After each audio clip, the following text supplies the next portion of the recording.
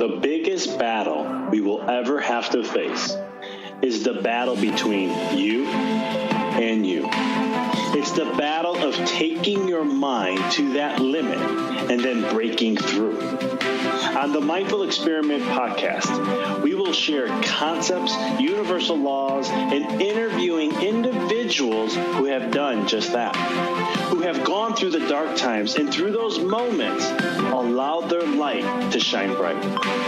I'm your host, Dr. Vic Manzo, and I want to thank you for listening to the podcast and taking this journey with me as we discover different avenues to break through those limits, expand your reality, and evolve into the person you desire to be. So sit back, relax, and enjoy the show. Hello, everyone, and you're listening to the Mindful Experiment. This is your host, Dr. Vic. Excited to have you on today as we are interviewing a wonderful individual who I think shares and helps individuals really the lost art of intuition. It really helps you connect, how to tap into it, how to become aware of it, and so much more. I had a really great time interviewing Marci as we dove into a lot of different concepts, listening to her story, and so many great nuggets, life nuggets that were shared in this episode.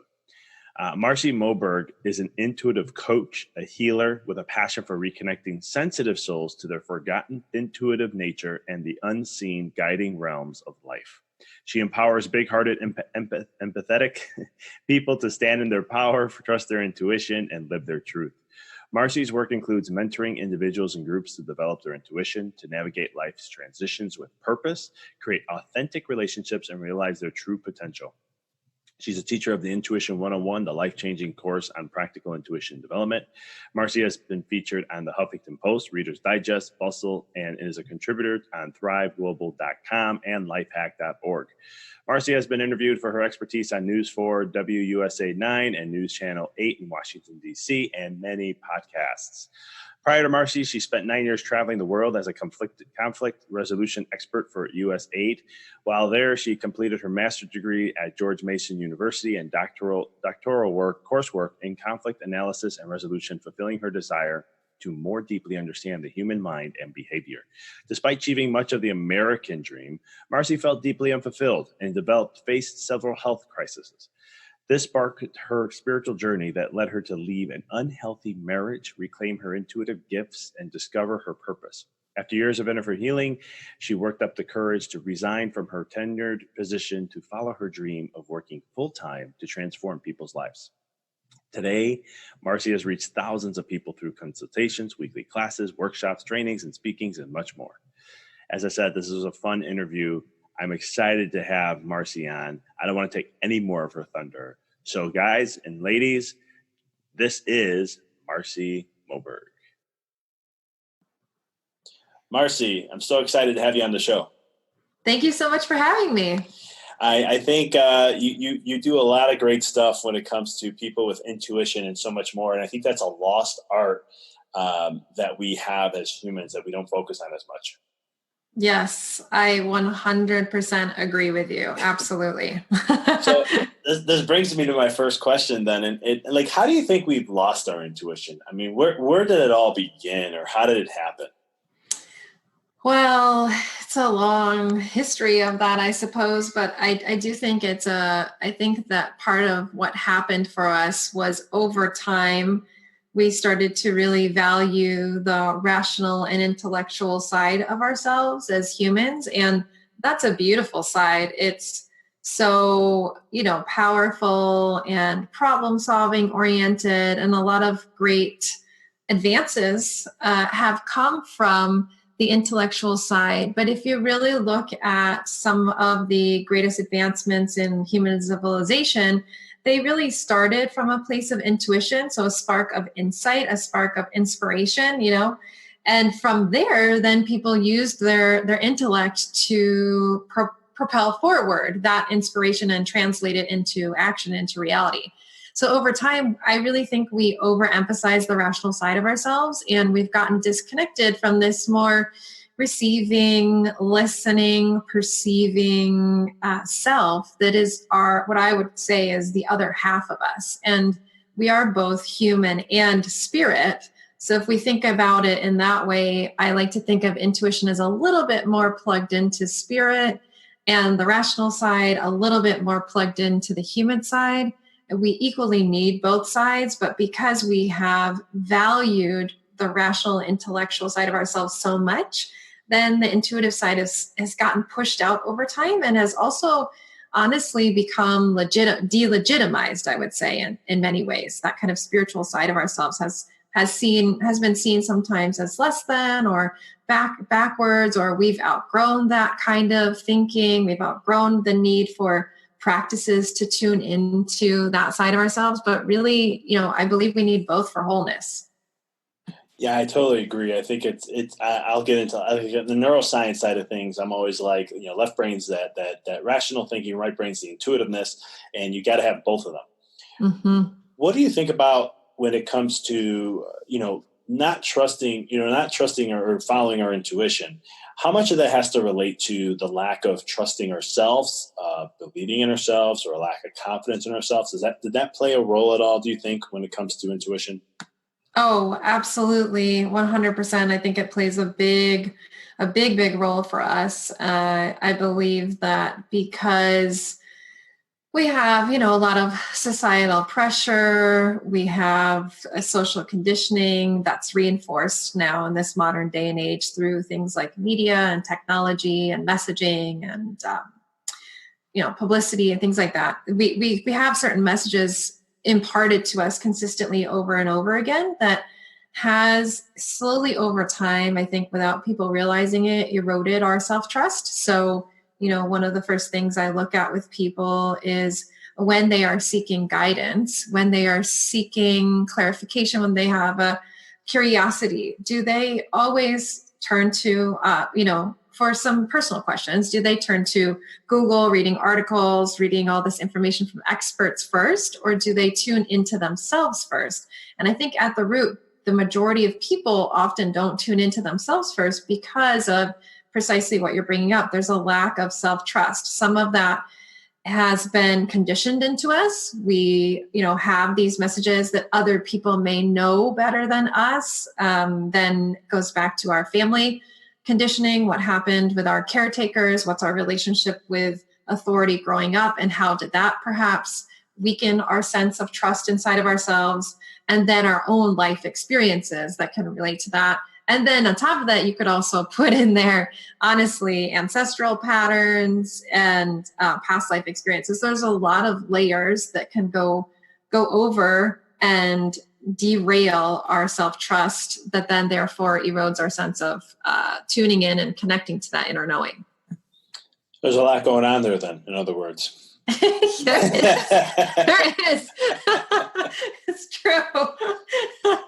I knew when I asked the question, I was like, there's going to be a lot to come out of this. And yes, there is. So, one of the things I hear sometimes is, some people say, well, you're gifted to be intuitive and I'm not gifted, or I don't have that gift. Is it something that we all have, or is it something that you have, just some have and some don't? I do believe we all have an intuition, and we all do have intuitive gifts. I believe it's actually our birthright to access that part of ourselves.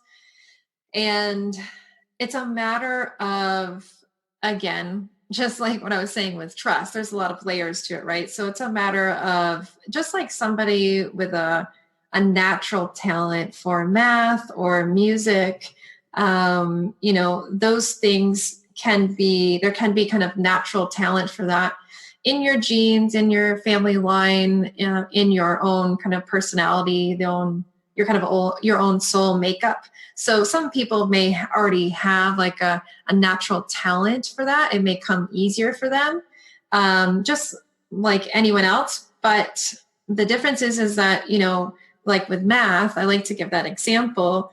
Everyone can do math if you learn it. We can all do some kind of basic form of math. And then there's some people who are super talented with math. They just get it. It comes easily for them. And, those folks move on to calculus and then maybe become rocket scientists, and they understand very, very complicated calculations because they have a natural talent for that. But when you get to the basics of it, everyone can do some form of math. And I would say it's the same way with intuition. Everyone can can connect into intuition. It's just a matter of propensity, natural talent, and practice. How do we learn math? We learn it through a lot of practice. How do people excel and mastery at math? It's a combination of more practice and maybe a little bit more ease and talent for them. I love that analogy. I think that's just a great way to explain, like, anyone can have it. You just got to practice and do the work consistently with it. Totally agree with you on that. When it comes to intuition, I know we're, in this day and age, I know as you're sharing, we're very rational. We depend a lot on information. Yes. More, would you agree, right? More outside ourselves than, what we tap in within. Yes. Do you think that, when it comes to like the big thing nowadays is like social modeling, which social media plays a huge role in that, where we keep hearing things and this is how things are, and we create this expectation, and then it creates this own like conscious experience, and then that becomes that experience. Kind of like the human collective consciousness, in other words. But the point I'm trying to get at is, do you think that with I'm losing my train of thought now. It will come back. Intuition. So with intuition, do you think that it's hard for people to want to depend or like to tap into it or trust it because everyone has like their own unique experience with intuition? Like it's not a cookie cutter, yep, this is how intuition speaks to you, this is the way it does it. Or maybe it is that way. If you don't mind sharing, how do people start to understand or feel when their intuition is kind of coming through and speaking to them? Yes, I love this question so much because I think that what holds people back a lot is exactly what you're describing. There's a lot of, and it's not unique to intuition, right? We could literally replace the word intuition with entrepreneurship. We could replace the word entrepreneurship with, some other field in someone's life, artistry. And we have a lot of comparison. And so because people are constantly comparing themselves through spaces like social media, then that can really erode people's actual lived experience and trusting that. So I would say it's a combination of both. One is that I do believe intuition.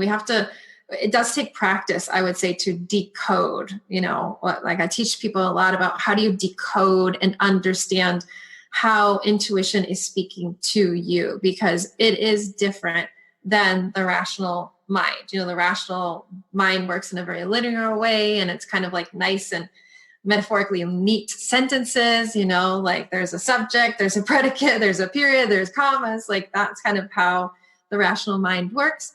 But the intuitive side of us is not like that. It is nonlinear. It's kind of, I would say, a lot more trickling, like the message trickles in. I always say intuition speaks in long spaced out sentences. And so in order to really understand that language, we have to learn it in a different way. We have to understand, what does intuition look like through my body? What does intuition look like through my senses? What do signs and synchronicities mean to me? So for example, I see this happen a lot for people when I do a lot of work with people on dream work or kind of understanding, decoding signs and synchronicities in their life. And I find a lot of people, may have, for example, an encounter with an animal, and they have the encounter and the animal, like for me, one of my first encounters on a consistent basis with cardinals.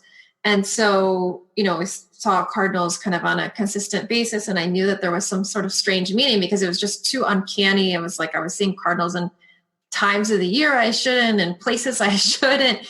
They were getting really close to me. And so what often happens when somebody experiences something like that is they go to Google, to dream dictionaries, to symbol dictionaries, et cetera, which they have their place. But to be honest, it's more important to go within and go, okay, what is this? What's happening for me? What else am I noticing in my experience that may give me clues to what this is about? And for me, that situation was that I came to learn that a cardinal was actually my grandfather, who had already transitioned to the other side.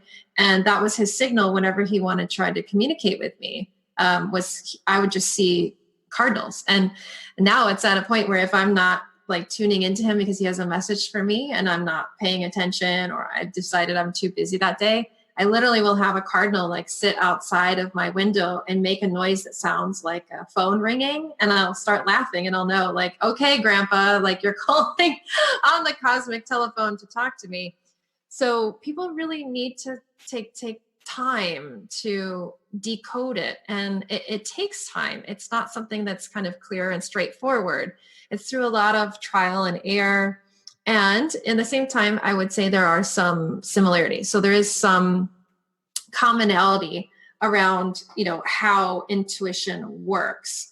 For example, like that situation with the cardinal, intuition works a lot in repetition of signs, in repetition of strange encounters, those are meaningful coincidences that intuition can speak to us through. So that's a commonality. But the specific, right, is, and the unique decoding of our languages, okay, cardinal for me means my grandfather, but a cardinal for someone else may mean something entirely different. I love that analogy, the story, and how you do share that and the difference between it. It's kind of cool how sometimes when family members or friends transition over and they come back, or they try to nudge you in ways. Like for me, it's a butterfly that reminds, it's my grandmother. Mm-hmm. And it's funny because it happened to literally when my grandmother passed a month later, a butterfly showed up at my parents' house and literally went on my dad's hand.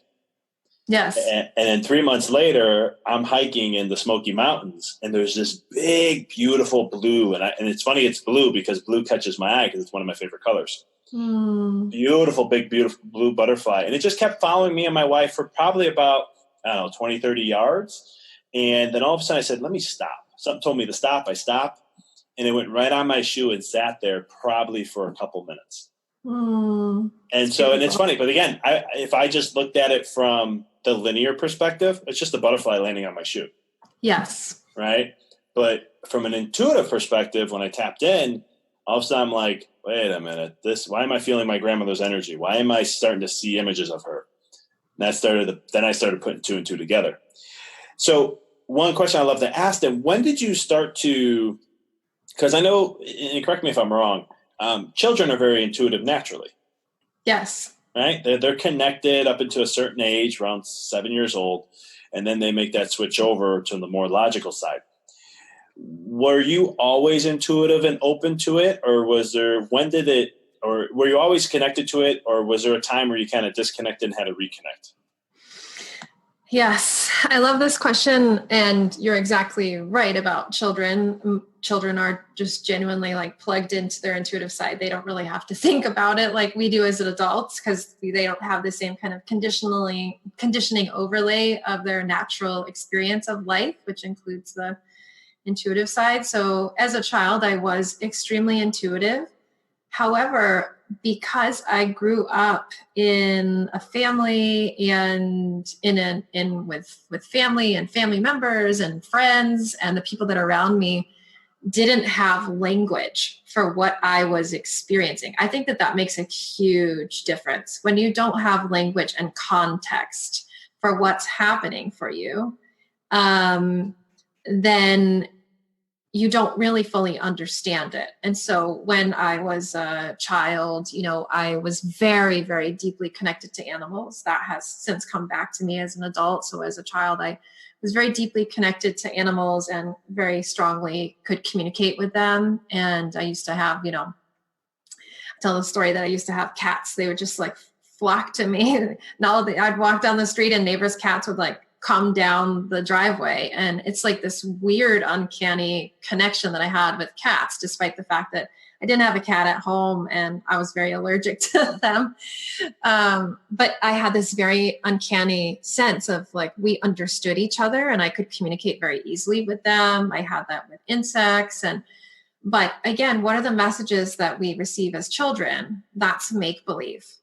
That's make-believe, right? And so over time, as I kept hearing things like that's make-believe, or a pivotal moment for me actually was when my great-grandmother passed.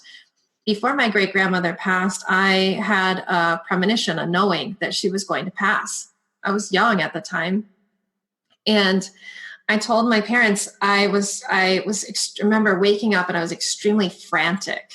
It was a school day. And I said, like, we need to go see grandma. And my parents were completely confused. Like, why are you getting so emotional about this? We need to get you to school. Let's get on with our day. We can see you in the weekend. And I just kept insisting, like, no, we have to go now. We have to go now. We have to go now. Well, we didn't go now. we didn't. And that next morning, my mother received a call, and I knew that she was going to be passing, and I knew that it was important for my mom to be there because my mom and her grandmother were very bonded. And so I knew that that was pivotal for like my mom to have a certain level of closure, is the best way I can describe it. And I just knew this at a very young age. That's a lot to hold as a child. And when you don't have adults that can explain what's happening for you, and then the next day you get a phone call that the relative you knew was going to died, that's confusing. Did I cause it? Am I tapped into something bad? Like, did I do something bad to know this information? Because I'm still formulating at that age, like I'm still formulating what is death, right? So that's what happened to me. So that moment was really, really pivotal for me because I remember feeling a lot of fear around having that information and having it become true. And then from there, through, things like Hollywood and TV shows, things that were unexplainable, unseen, spirit related were considered scary, terrifying, evil. You think of movies like The Sixth Sense and Poltergeist. And so over time, I just started getting a little bit afraid of the fact that I could know so much without knowing why, that I could read people really well. I could sense what people were feeling and thinking. And much of this also, I realize now as an adult, after coming back to this and reconnecting to my intuitive gifts and my own process, I think a lot of people also who haven't experienced a history of complex chronic trauma, which I did, also develop a lot of intuitive gifts because when you experience a lot of traumatic events, you leave the body generally as a kind of defense mechanism. You generally disembody from yourself so that you don't feel what's happening. So as a child, I actually got really good at that. And that's how at a very young age, I was very plugged in to the unseen. But because of the conditioning that I mentioned, I got really afraid of it. So I got afraid of it. And then I learned over time that I could get accolades in school. And I got a lot of, I received the message that because I was intellectually smart and successful, that was success and worth, right? And that was value. So when you receive this polarized message, like that's make-believe or evil or scary, but this other side of you is, worthy and deserves celebration and gives people around you pride, then you start investing in that. And that's what I did. I became very, very much invested in the intellectual side of myself. And it, helped me achieve a lot academically. And so then over time, I basically moved into a place of denial so that later in life, when intuition would have it, that I reconnected to, was introduced to things like energy medicine and Reiki. I was like a complete non-believer by that point. I thought it was complete nonsense. I thought it was a lot of kind of metaphorical sleight of hand. And I was very, very resistant to it. So for a long time, I was a skeptic, just like railing against anything like that would come into my experience. But over time, honestly, it just kept like a haunting almost, to be honest. Like these experiences over time started to just follow me again, like a child. Like they just started coming back to me, and they started coming back to me so obviously that I could not deny what I had previously known without question as a child. So then I had to move through a phase of what I would call the reluctant intuitive. I was very reluctantly intuitive. And then that took a long time to eventually then embrace the intuitive side. Because after I finally started saying, okay, I think this might be real, then I had to overcome the obstacle of, well, are people going to think I'm crazy? Are people going to think I'm like some tin hat wearing woman on the street with a neon sign, and avoid me? Or, I just was really petrified of that. So it has been a very difficult journey, to be honest, that I fought every step of the way, especially as an adult, to get to this place. I mean, when people talk to me about my career path, this is honestly the last thing I thought I would do. It's the last thing I would have wanted to do. But now that I teach people intuition, and intuition is part of my everyday, I would never want it any other way, because it is who I am. But because of my past and social conditioning, I got very, very disconnected from that, because it's not what was valued. I appreciate you sharing your story, because I mean, it's very similar to mine in a lot of ways. And, but was it like, one of the things I want the listeners to grasp is that, you started knowing you were there, you had your intuition, you had it all. And then you had social conditioning kick in.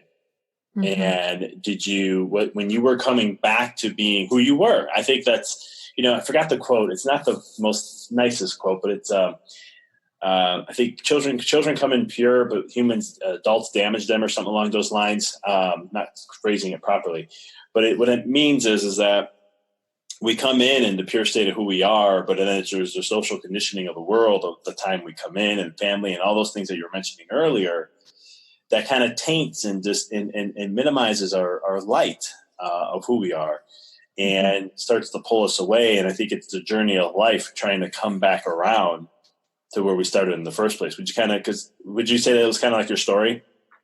Yes. And a long journey to come back around. It was a long, painful journey to come back around, because boy, was I just petrified to be myself, to be honest. I just was completely petrified. And after I finally had the courage to leave my tenured government job to become a coach and healer, I still at that point had framed my work as something that felt more palatable. Like, I do have expertise in stress management. I do have expertise in conflict resolution. So that's really how I build myself. That's how I framed my work, that my work was focused on, really reconnecting people to joy. But, as usual, being the reluctant intuitive the intuitive side of me just kind of kept haunting my sessions. So I would have people that would feel just really, really safe with me. And they would say, I don't know why I feel compelled to tell you this, but I had this dream, or my grandmother passed recently, and then this and this and this happened to me, or I have this recurring experience when I'm in meditation and I don't know what these images mean. And it's like I couldn't keep it out. And so over time, as I slowly trusted myself, I allowed my intuitive gifts and my intuitive work to infuse my coaching and healing work. And then I saw people were having dramatically better results than the folks that I was trying to kind of do the more conventionally acceptable, quote unquote, work, and it just got to this point where I was like, you know what, I'm doing a disservice to people.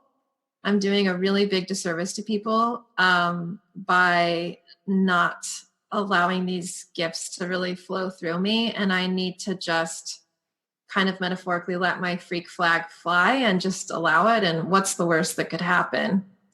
I'd already gone through a lot at that point. It was kind of like, what's the worst that could happen? And in fact, the best that could happen happened. My work got more successful, and I just felt so much more free. Isn't that an amazing feeling? Yes. You break through those barriers, and you get to that part, and then you're just like, man, this is what life's really all about. Yeah. What was it? I have a couple of questions. One is going to be let's go to this first, because we talked about this a couple of times. I want to really help have the listeners kind of go through this. How do you undo the social conditioning that we have all been programmed in some way, shape, or form? Yeah, it is a process. I like to call that process shadow work, which is, taking a term from the psychoanalyst Carl Jung, this sense that just like our physical shadow follows us around, we have a shadow of our psyche, the unconscious side, that is really, I would say, this interwoven fabric of exactly what we're talking about. It's this subtle way that other people's beliefs and ideas of who we should be, who we shouldn't be, what's true, what's not true, gets infused inside of us without even realizing it. Because as children, we don't really have this, at a certain point, we don't really have like this filter, because we rely on our caretakers for safety and authority and all these different complex layers around that. Then we start deferring ourselves and our truths towards other people. And that means that usually over time, their ideas, some which may be helpful, some which may be extremely limiting, get infused inside of us. And so I really think it's important to take stock of what's really playing inside of our minds and question it. And it's a very, that's a practice. Like it takes consistent practice to do that. I often find that it's been very common that people will come to do one-on-one work with me. And I'll never forget this one time where this person was clearly speaking from their intuitive self in session. They were talking about this very clear vision that they'd been having for a long time of where they were feeling called to take their life path. They were feeling called to relocate cities. They were feeling called to make some lifestyle changes. And it had been a message that had been coming to her for a long time. And it was interesting because in the middle of the session, it's like the voice switched. And then all of a sudden, this very fearful, limiting, but that could never happen, and that would require this many resources. And it was like I was literally listening to a different radio channel. And I stopped her and I said, "Hey, tell me a little bit more about, this trait of thought that you just had." And as we started to explore it, I said, is that have you recognized how much space your inner critic is taking up and how it's continuing to come in and like erode? Whose voice is that? And it was really interesting because in that moment she said, "Well, it's mine. It's my intuition." And I said, that's kind of interesting to me. But that experience, I would say, is very telling of many of our experiences. That was my own experience. I heard everything, metaphorically inside of my head is the same radio channel, the same stream of thought, sounds the same. So, if it's coming from inside of me, it must be from the same source, must be intuition. It's got a lot of energy around it. Well, let me take a, step back and look at that. And so I think it's really important to kind of take stock of what's happening inside of our minds. And I will recommend people literally, write things down. What do you know to be true? Write it down and then read it out loud to yourself and figure, explore, how does it actually feel in your body? How does it feel in your body? When this person would, when we kind of willed down the statement of what that limiting voice was saying inside of her, it felt very constricting. And then it was no surprise that when I had her read it out loud and we reflected on it, that when she really got clear that voice was actually not her own, that voice was her father's. And so it's this slow process of like pulling out those pieces. And it's not a process, I believe, that you can most of the time at the beginning just do inside of your head. You can't just really like sit on a meditation cushion and just like look at all your thoughts. It's a little too hard because you're a little bit too close to it for too long. So I do think things like writing it down on paper or audio recording yourself and then listening back and try to see if you can kind of put on the hat, like change hats of being instead of subject being researcher, and you are kind of like curiously exploring the research subject, which is your own mind, and noticing whose voices really are these? And how do they feel in my body? And maybe you don't have clarity at the beginning that this is your dad, or it's a kind of a general mantra of society that doesn't feel true to you. Maybe that's hard at first, but at the very least you can notice, how does it feel in my body? Well, if there's a lot of tightness and constriction around that statement, that truth, that's interesting, because I see that as your system closing off from it and repelling from it, which means that maybe it's not entirely yours, or maybe it's an older version of yourself that you've outgrown, and it's time to let go of that. So I really think you have to kind of sort through those pieces step by step, bit by bit over time, to kind of metaphorically clear your internal box so that your intuition is not trying to talk over a room of like 1,000 people. That's pretty cool. And for the people listening, it's not something that happens. It's not a quick fix. It's not a short-term thing.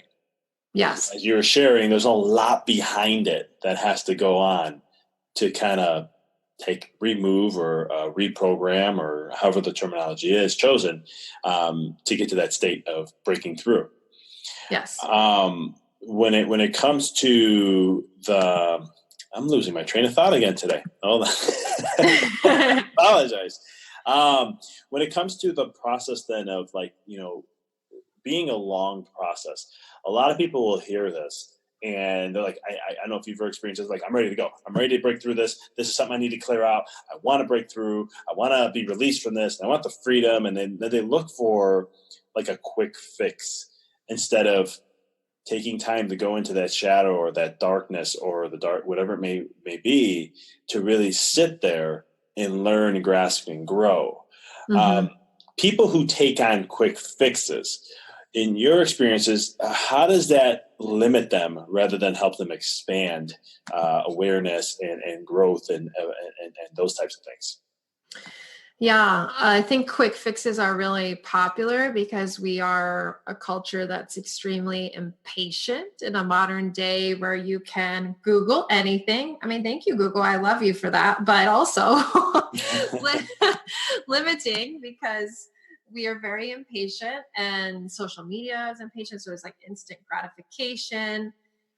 So everybody wants a quick fix. We want to get from 0 to 100 in 2 seconds. And my experience is to really authentically ground your intuition, to authentically be grounded inside of yourself, to have long-standing, sustainable change. So it's not something that you change and then like 6 months later, it changes back. Something that you change for good takes time. So when we're focusing on trying to grasp a quick fix, I really think we limit the potential of how we can grow.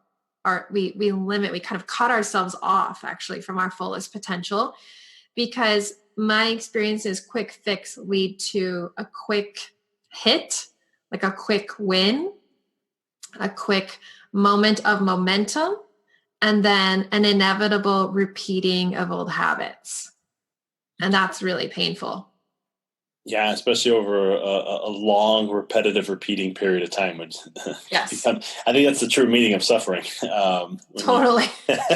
You just keep doing it and you're like, come on, wake up. See the pattern here for a second.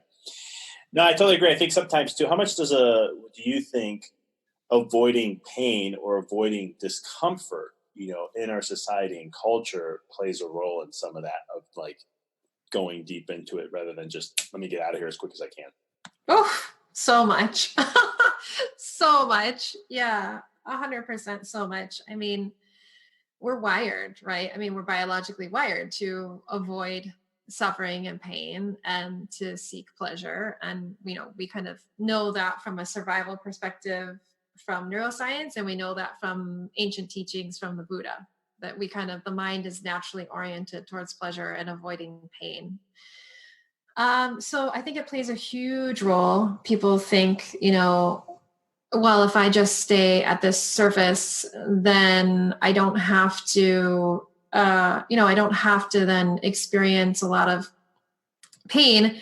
But my sense of really the free, like a lot of people are seeking many things, but if I were to kind of boil it down, I might say that the closest thing that most people are seeking is freedom and belonging. And those pieces don't come from shortcuts. True freedom and true sense of belonging to yourself comes from, the dark night of the soul. It comes from descending metaphorically into the underworld and resurrecting. That process is what's really necessary. It comes from, in the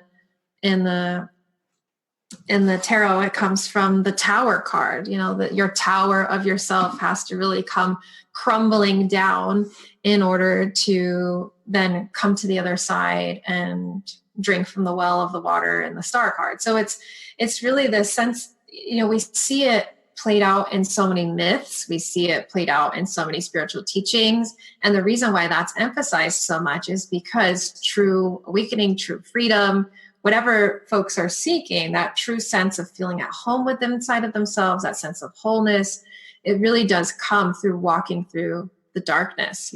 I realized for me, that became really clear many years ago, where I kind of dedicated my life for one whole year to walking into the fires of my fear, is what I say. And so I had gone cross country, had lived in a Buddhist monastery, was pretty sure at that point that I was going to become a Buddhist nun. So I shaved my head in dedication to that. When I was driving back cross country, intuition would have it that I ended up in this tiny house in this cabin in the mountains of Arizona. And while I was there in meditation and just kind of sitting silently with nature, I heard this question spontaneously spew inside of me that said, what are you choosing if you become a nun? Well, that to me was pretty obvious, because I had thought about becoming a monastic of some form for a good chunk of my life.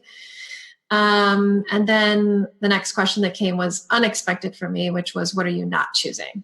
And the what are you not choosing, when I got really honest with it, about it, everything behind it was fear. So what I was not choosing was fear. Well, that wouldn't seem so obvious, because for some people, living a monastic life, living as a ascetic, living in the forest would seem like a very hard life. For me, because of my temperament, that's actually easy for me. What's actually hard for me is being in this world and not of it, in a sense, like being the mystic among people, metaphorically. And so when I heard that, I knew that my practice had to be leaning into fear, and so I spent one whole year literally doing everything I could find that I was afraid of, from online dating after having come out of a domestic violence situation in my past, to more mundane things like a fear of heights and getting into rock climbing. But for that whole year, I had leaned into my darkness and discomfort at times in the past, but for one whole year, I just leaned like all the way in as an experiment. And I was so surprised by how at the end of that year, dramatically different I felt as a person. And from that point forward, I kept going. And honestly, the hardest thing is to just get started. The hardest step is to take that first step to lean into the discomfort. And, you don't have to be crazy and like me. I'm myself is kind of, is a very, my parts of my personality in my past have softened over time, but were quite intense in the past. And so I liked really kind of intense experiments like that. I used to do a lot of fasting and see what would happen. But what I do say is that, if you just lean in to a little bit of discomfort in a way that feels doable for you and stretches you just slightly, you'll be surprised by how much you can grow from that. And you don't have to spend a whole year of leaning in full time to discomfort like I did, but you can try in small increments. And then over time, your ability to be with that discomfort stretches, and you'll notice, wow, these quick fixes that I used to turn towards that are maybe maybe healthier than maybe my old quick fixes, like turning towards food or substances or binging Netflix or something like that. Maybe they're better coping mechanisms, but they're still maybe coping mechanisms and not healing mechanisms. I love it. That's a very powerful story that you're sharing. And one of the things that came to mind is, because some people, again, want to, you have to go and deal with this type of stuff to truly get the freedom and so forth. When you made those choices that go against your fears and made it a whole year commitment, which I commend to you.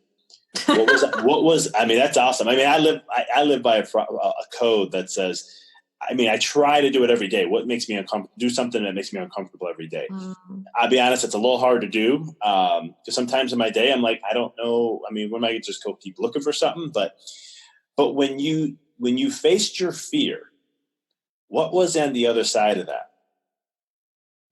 It was so much sense of freedom and side of myself and spaciousness. I had so much more spaciousness and clarity. Clarity around what is my truth, what is not my truth, what matters. It's something I still do. I mean, it's not like this, I think, is another illusion that we one day, quote unquote, arrive.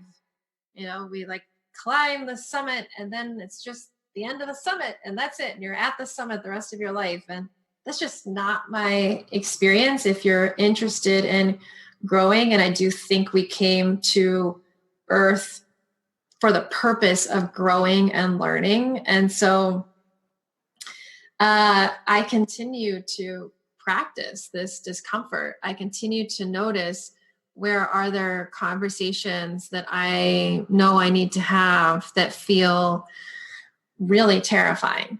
Whether it's with my partner or my family or a friend or a client or a business partner, whatever that is, or a neighbor, like something that I know in my inner knowing that I need to have that conversation, then I have that. And that whole year taught me that if I stay open and curious, things can maybe turn out different than the script of what fear says. And sometimes it turns out like how fear says, but when you lean into it, it's not as painful, to be honest. It's not as painful. So when, this happens for people a lot in relationships, when you have this sense of, but if I don't know, if I put myself out there into the dating world, I'll experience heartbreak. Yeah, you might. But when you experience the heartbreak, going forward with the clarity that you're feeling pulled to explore dating or explore a partnership, and you experience the heartbreak from that place of clarity, it feels very, very, very different, because you were starting from the beginning aligned fully in your truth, regardless of that voice of fear. I love that. I just love it. It's so true. Now, one last question I have before we dive into some other stuff really quick. We talked about intuition. How does intuition speak to you? Intuition speaks to me in a lot of ways. Intuition for me is like, it's my whole life now. When I started leaning into it after I recognized it, it was a very intentional thing. And for me now, it's kind of like the fabric of how I experience life. So intuition speaks to me a lot through dreams. I have a very regular dream practice. I believe dreams are one of the most under-tapped areas of our intuitive selves. I've learned so much and I've experienced so much healing from my dreams. So dream work is something big that I do. I experience intuition through signs and synchronicities on a regular basis, through signs of animals or plants or, repetitions of things. Intuition speaks to me through just a sense of just pure knowing. I just somehow just know something, and I finally, for the most part, at this place, most of the time when I have just a knowing, I generally trust it. It took a long time to get to the place of trusting those knowings. So now that I generally trust them, I receive a lot of information through knowing, where before I experienced a lot of information most of the time externally. And I think that that's because I constantly needed signs to trust the inner knowing. So now I'll generally have a lot of inner knowings. I will get a lot of information through my body, through body sensations. I will get a lot of information that way. I will receive, I have a very strong inner sight. So I get a lot of my knowing from my intuition through inner sight. So when I sit down to meditate in the morning, I see a lot of images and I allow those images to unfold. And so usually when I sit down in the morning in my meditation practice, it's usually consists of some kind of guidance or information from my spirit guides, from my ancestors, from loved ones who are on the other side, who are here to give me messages, and I will have a kind of internal dialogue with them through that space. Sometimes smell. Sometimes I get information from smelling. So that has been one that's come up on and off, where someone will let me know that their presence is here through their smell. That's a very common one for me before relatives pass. I usually smell them. Or if somebody I know needs to connect, I will usually smell them. What else? I think there's others, but those are the ones that are strongest for me, that show up the most, I would say. As I say, there's a lot of tools there. Yeah. When I a long time ago, I went to, what opened me was I went to this workshop that was led by a senior teacher from one of the yoga lineages that I've been connected to for a long time. And in the workshop, I was, 100% convinced that I was going to be really embarrassed, because she was talking about some things about intuition and different and kind of like psychic gifts. And I was just there to be curious, but I was sure that I was going to be the person in the room that knew nothing about what she was talking about. I was very convinced that everyone there was way more intuitive than me. So she went through the clairs. And so for your listeners, that's like the inner senses. We have outer senses, like our 5 senses, and then we have the same thing on an inner plane. So we have sight, and then we have inner sight. And she started a workshop by asking questions related to the inner senses. And when she started, she said, I'm just going to make some statements. You just raise your hand if you've ever experienced these things, and let me know if this resonates with you. And then I thought, oh, great. Now I'm really going to be embarrassed, because I'm not going to raise my hand at all. And I remember feeling like trying to make myself small, trying to kind of scooch out of the circle, like towards the back of the room, because I didn't want people to stare at me like, what's wrong with Marci? Why doesn't, she practices all this yoga, but she's not intuitive at all. And to my complete shock, I raised my hand for everything. And then the opposite was happening, and everyone was staring at me. And I was so embarrassed, and I'll never forget the whole rest of the workshop. I can't tell you anything she taught, because I was just in shock.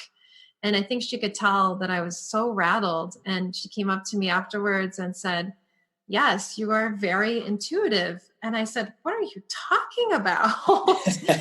And that's my experience. Is it happens for a lot of people. That's why it goes back again to not having, when you don't have language and context, you don't know what you're experiencing. And so for me, I do experience intuition through all my senses and through all these different portals on a consistent basis. And I always had been, but I didn't know what was happening. So I didn't know why I would smell, a loved one as if they were standing next to me, or why I would be sitting in meditation and I would smell incense. Like it would make me choke almost, because it was like, felt like somebody was sticking an incense stick up my nose. It was so strong. And I didn't understand that those were intuitive experiences, because in my mind, what happened was in the movies where you would like physically see something appear before your eyes, and, much more kind of material than subtle.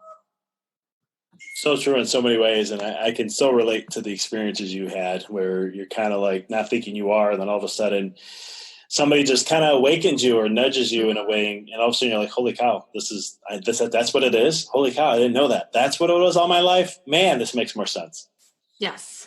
So real quick, I would love to hear, what are you up to nowadays? Your classes, courses, anything you have coming up that you want to share for the listeners? Yes, I have my life-changing practical course on intuition development called Intuition 101 that folks can take.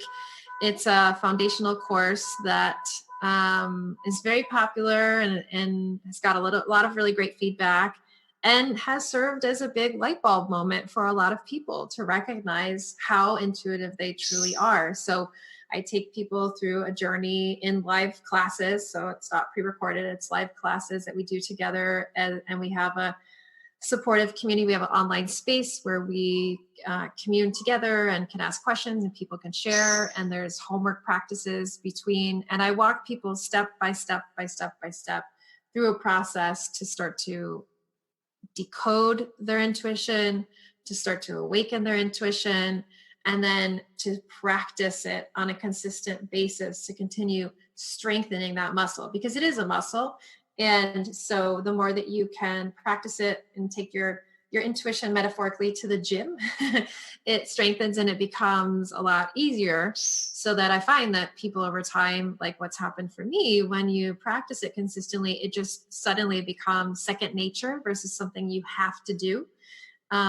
So that's what that course is. And folks can find out about that on my website at Marci, Marci Moberg, MOB as in boy, ERG as in George.com. I also have some workshops on there, like shorter workshops that folks that can benefit from and purchase in my shop. There are some shorter workshops there about how do you know the difference between fear and intuition? How do you create healthy boundaries? Because healthy boundaries, I believe, is like one of the number one obstacles to connecting to our intuition. And also a piece in there also about how we can trust our intuition when we're in relationships, because I find that in the space of partnerships and romantic love, intuition can get eroded a lot because we don't want to hurt feelings, or we have different patterns that make us override our own inner knowing. And so how do you actually stand in your inner knowing in that space so that you are able to really build authentic relationships while authentically being yourself? So folks can find all of that on my website. Awesome. And everyone, for the listeners, that will be in the show notes. Marci, this was a pleasure. I greatly appreciated having you on. I love all that you're up to. And I think what you're doing is a really vital for humanity as a whole to reconnect back to our intuition, our deeper sense of knowing. Thank you so much for having me. I've really enjoyed this conversation, and so delighted that you are making such an important platform for people. Thank you so much. Thank you for listening to the podcast. For past shows, please visit www.empoweryourreality.com. I hope this show inspired you and added to your life to help you on the journey to rediscover who you really are. To connect with us on Facebook, please visit www.facebook.com/Dr. Vic Manzo. Check us out on Twitter. The handle is Dr. Vic21. Follow us on Instagram, www.instagram.com/Dr. Vic Manzo. If you were inspired by the podcast, pay it forward by sharing it with someone who you know can benefit from it. Thank you again for listening to the Mindful Experiment podcast, sharing paths to help you rediscover your infinite potential.